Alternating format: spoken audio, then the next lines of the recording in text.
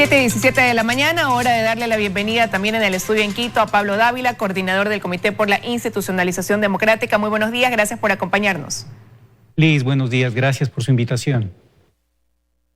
Un gusto que esté acá. Bueno, la semana pasada el comité hizo un pedido a la Corte de seguimiento a ese dictamen que dieron en el 2019 en el que daban paso a un proceso de trámite para las reformas parciales a la Constitución, dentro de las cuales pues se incluía la desaparición del Consejo de Participación, la reforma a la estructura de la Asamblea Nacional para plantear un sistema bicameral y también la independencia de la Fiscalía General del Estado. Quisiera saber si han tenido ya alguna respuesta sobre este pedido que han realizado como comité. No todavía, Liz, como usted mencionó, se hizo el ingreso la semana pasada, estamos esperando que esto cumpla los trámites internos en la Corte Constitucional y evidentemente hacer el seguimiento del caso para que un tema de tanta trascendencia y sobre todo urgencia, dado el calendario electoral que ustedes estaban conversando en la entrevista anterior, pueda ser tratado diligentemente para lograr que los ecuatorianos podamos llegar a las urnas y presentarnos y votar sobre este tema esencialmente. Como usted mencionaba, hace más de un año, el Comité por la Institucionalización Democrática fue a la Corte Constitucional a pedirle un dictamen, un pronunciamiento oficial de la Corte Constitucional sobre cuál es el trámite que se debería seguir para reformar la Constitución, para cambiar la Constitución en 3 temas fundamentales. El primero era la eliminación del Consejo de Participación Ciudadana, el segundo, reestructurar de fondo la Asamblea Nacional y el tercero, reforzar la independencia y autonomía de la Fiscalía General del Estado. En su momento, después del análisis pertinente, la Corte Constitucional dijo, para estos 3 temas, y esto es muy importante que lo comprenda la ciudadanía, no para uno de ellos, no para 2 de ellos, para los 3 temas, la vía pertinente es la reforma parcial a la Constitución prevista en el artículo 442 de la Carta Suprema. Cuando nosotros leemos el artículo 442, establece el trámite pertinente para poder dar cabida a una reforma parcial que en este caso tiene una iniciativa ciudadana. Este es un segundo elemento muy importante. Aquí no estamos planteando una reforma parcial que viene por iniciativa del presidente de la República, no es una reforma parcial a la Constitución que viene desde la Asamblea Nacional. Esta es una reforma parcial que viene de origen y de iniciativa de los ciudadanos. Y somos los ciudadanos los que hemos planteado 3 temas. 3 temas esenciales que la Corte Constitucional ha considerado deben ser tramitados según el artículo 442. ¿Qué es lo que establece este artículo? Esencialmente que es el Pleno de la Asamblea el que tiene que hacer 2 debates al menos, mediando 90 días entre ellos, y luego dar paso a un referéndum para que los ecuatorianos nos pronunciemos sobre el contenido de los 3 temas planteados en la iniciativa ciudadana. Pero la Comisión de Enmiendas de la Asamblea decidió no incluir en ese paso para el segundo debate uno de estos 3 temas que se planteaban, y es el reestructurar de fondo la Asamblea Nacional para dar paso, como decíamos, a este sistema bicameral. En ese sentido, la Corte, que debe resolver ahora sobre este pedido de seguimiento que ustedes han planteado, ¿qué es lo que deberá decidir? ¿Qué tipo de respuestas pudiera dar y a qué podría conllevar esto? Esencialmente, la Corte tiene que zanjar de una vez por todas esta duda sobre lo que puede o no puede hacer la Asamblea Nacional en función del dictamen original que presentó.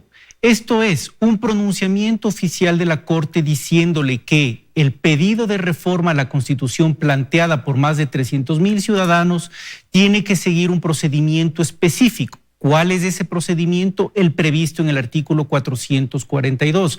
¿Qué dice ese artículo? Que la Asamblea Nacional es parte de este proceso exclusivamente para tramitar en 2 debates el pedido de los ciudadanos y aprobar finalmente la petición. El artículo 442 no dice en ninguna parte que la Asamblea, y peor aún la comisión, una comisión integrada por 8 personas, tomando decisiones con 6 de sus miembros y con 4 de sus miembros, puede cambiar la esencia de lo que los ciudadanos le han pedido a la Corte Constitucional dictamine, defina cuál es el camino para poder reformar la Constitución. En esencia, lo que ha actuado la comisión es atentatorio contra los principios constitucionales de participación ciudadana, contra el procedimiento previsto en el artículo 442 y atenta directamente contra el derecho de los ciudadanos a expresarse en las urnas, pero adicionalmente contra el derecho de los propios legisladores para decidir sobre los tres temas fundamentales. Es posible que algunos de los miembros de la comisión consideren que el Senado no les guste, considere que las atribuciones especiales que estamos poniendo para que sean ejecutadas por una Cámara de Representantes y otras por la Cámara de Senadores no les guste. Es posible que los nuevos requisitos para ser asambleístas no les guste, pero finalmente eso no quiere decir que tienen la competencia para alterar el fondo de esta propuesta. Ellos son representantes de los ciudadanos, pero en este caso estamos hablando de un mecanismo de democracia directa, donde los ciudadanos tenemos el derecho de pronunciarnos en las urnas sobre estos tres temas y los asambleístas tienen la obligación de respetar ese derecho y el trámite que ha sido definido por la Corte Constitucional. Eso es lo que tiene que ser el objeto central del pronunciamiento de la Corte Constitucional en este tema. ¿Y qué pasará si es que efectivamente la Corte resuelve que la Asamblea no respetó o no cumplió con lo dispuesto en ese dictamen?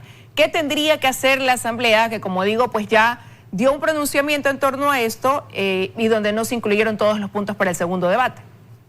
Está pendiente el segundo debate. Esto tendrá que realizarse el próximo año después de la vacancia legislativa. Y en consecuencia lo que debe ocurrir es que el Pleno de la Asamblea conozca la propuesta de reforma parcial planteada por los ciudadanos en su integralidad. Eso es lo que debe ocurrir. La Comisión de Reformas de Enmiendas a la Constitución debió presentar en su informe la integralidad de la propuesta. Haberlo hecho de manera parcial con uno o dos temas es atentatorio a la Constitución. Por tanto, con el pronunciamiento de la Corte, debería reverse esa decisión y el segundo debate darse a la brevedad posible, incluyendo los tres temas fundamentales para que finalmente se apruebe la propuesta y llegue a las urnas completa para que los ciudadanos seamos quienes decidamos sobre los tres temas fundamentales. Y de ser así, podría llegar a las urnas a la par del proceso electoral del 7 de febrero, que era una de las cosas que quería pues el comité que se realice, ¿no? De manera paralela. Sin duda, yo creo que es un acto de responsabilidad con el país. Tenemos la oportunidad de llegar a las urnas en un solo proceso para evitar costos adicionales para los ecuatorianos y creo que estamos a tiempo todavía. Finalmente, en este momento la Asamblea Nacional se declaró en vacancia legislativa, no está haciendo nada, por tanto, a inicios del próximo año nosotros podríamos y deberíamos incluir esto como un tema prioritario. Esperemos que hasta ese momento tengamos ya el pronunciamiento de la Corte Constitucional. Es importante decirle a los ecuatorianos que ahora tenemos una oportunidad enorme para contribuir al desarrollo del país. Todos los días estamos viendo crisis absolutamente inaceptables sobre institucionalidad pública en nuestro país. Todos los días estamos viendo y somos testigos e incluso, podríamos decir, cómplices de actos de corrupción ejecutados por autoridades sin escrúpulos en nuestro país. Bueno, hoy día tenemos la oportunidad enorme de llegar a las urnas y plantear tres cambios fundamentales que refuercen precisamente la institucionalidad pública y la lucha contra la corrupción.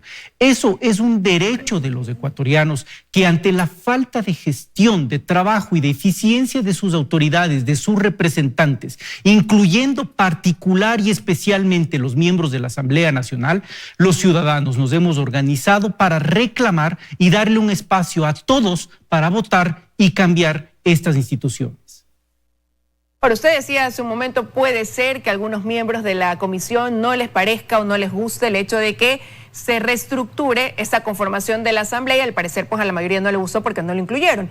Y ahí sí quisiera preguntarle por qué cree usted que ha habido una resistencia o una oposición a este punto dentro de los tres que plantearon como comité. Mire, para ningún ecuatoriano es una sorpresa que la Asamblea Nacional se oponga precisamente de los tres temas planteados a aquel que representa un cambio fundamental en la Asamblea Nacional y que por tanto afecta muchos intereses dentro de la Asamblea Nacional. Nosotros estamos mejorando los requisitos para ser asambleístas. estamos planteando requisitos más exigentes precisamente para que haya mejor calidad en la prestación de esta actuación en el servir a los ecuatorianos. Nosotros creemos adicionalmente que hay que fortalecer la gestión del legislativo, y es que esto, Liz, si usted me permite, es uno de los temas fundamentales. La propuesta que ha hecho el comité tiende precisamente a fortalecer la Asamblea Nacional, pero es curioso que sea el único punto que se vea como una amenaza por parte de los asambleístas. Y por último, Liz, lo que habría que preguntarle a todos los miembros de la comisión, de la Asamblea en general que se oponen a este proyecto es ¿cuál es la alternativa que ellos plantean? Porque yo puedo estar planteando en este momento algo que no les convenza, que crean que el Senado no es suficiente, que los requisitos de edad no les gusta, que los nuevos requisitos de experiencia, capacidad y probidad no les gusta. Perfecto. ¿Cuál es la alternativa? Ellos deberían plantear una alternativa, pero el país tiene que saber que si los asambleístas quieren plantear una alternativa de reforma parcial a la Constitución, el artículo 442 les da su propio mecanismo, que es la reforma de iniciativa legislativa. No es que ellos pueden venir este instante y decir, no nos gusta la propuesta del Consejo, pero no planteo alternativa. Y tampoco he planteado yo una reforma parcial a la Constitución a través de la iniciativa legislativa, pero me subo en este proceso, lo destruyo, lo cambio y hago prácticamente lo que me da la gana. Eso no se puede hacer. Hay límites previstos en la Constitución, en el artículo 442, y eso es lo que le hemos pedido a la Corte que por favor verifique y obligue al cumplimiento del texto constitucional. Ahora, un sistema bicameral sería la solución para un organismo del Estado que tiene hoy un 2-3% de credibilidad, o el tema va también más allá de eso por las personas que conforman, que hoy integran la función legislativa del Estado.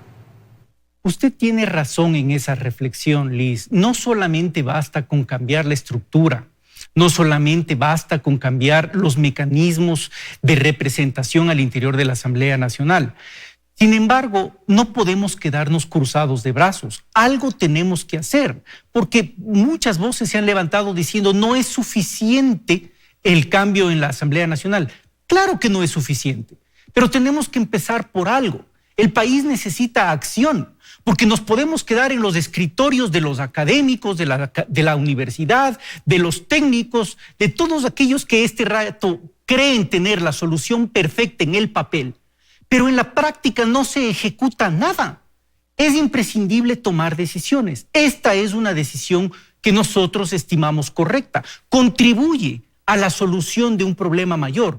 Por supuesto que hay que tomar acciones complementarias en materia de educación, en materia de nombres de representatividad de gente proba capaz de servir al país, pero tenemos que crear también la institucionalidad adecuada, y el cambio en la Asamblea es un mecanismo adecuado para este efecto.